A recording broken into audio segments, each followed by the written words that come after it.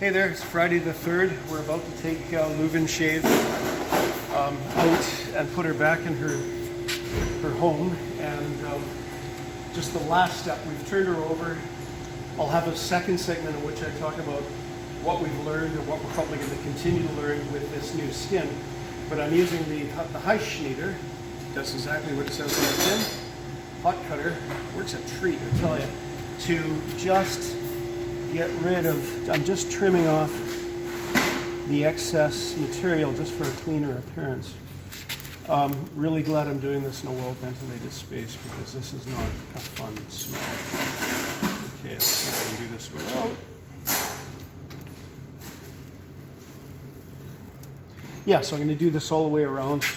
We're going to pick her up, take her up to her space, and we'll chat tomorrow. Thank you. Here we are with part 2. We've got her back in her parking spot, and I'm just about to pull her off the trailer. Now,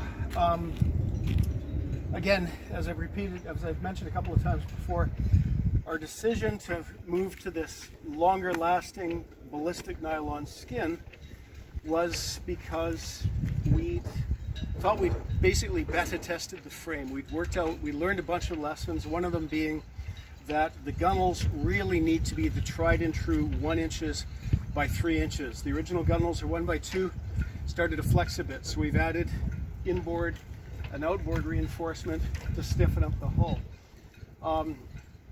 The lashing had survived phenomenally well, but we replaced it. When you come along and see, you can replace it with the copper fastenings. And this is going to be a much stiffer boat, a much stronger boat.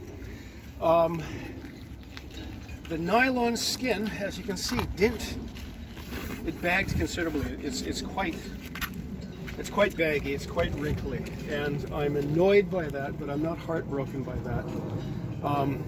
I've worked with this stuff in the past, and if you draw it too tight and then shrink it, it can deform or actually break a frame. I've actually seen that happen because this stuff shrinks with a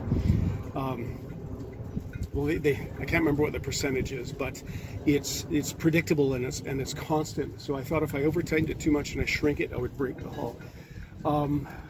So we sewed it in place, we fastened it looked fine. We wetted it, it slackened and again looked nothing so much like a gyoza.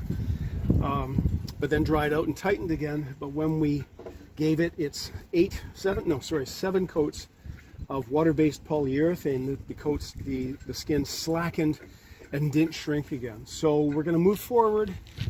The Ankara Du is now Ankara Ban.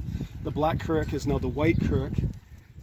Non-traditional, but on the other hand, white reflects the entire spectrum of sunlight. Black absorbs the entire spectrum. So that plus the sun-blocking cover for when the boat is at rest should give us a few more years of use out of this. Because again, this boat has 2 purposes, and one of them is to test the limits of construction, to learn the processes and why they did such a thing. Now it's going to teach us what happens when you have a curach frame where the skin is somewhat baggy and wrinkly. How will that affect things? And there's still a chance that exposure to sunlight still might shrink this to the predicted percentage. So we're going to see how that goes, right? So should I use this weight of skin again? Because I did find this stuff was so heavy.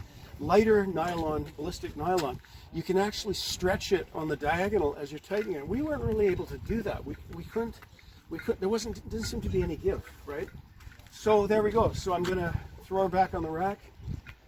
This is Friday. We're going to give her another day for it to continue curing, and then Sunday morning, 3 of us, the keel will kiss the water, and we'll find out if it's watertight or not, won't we?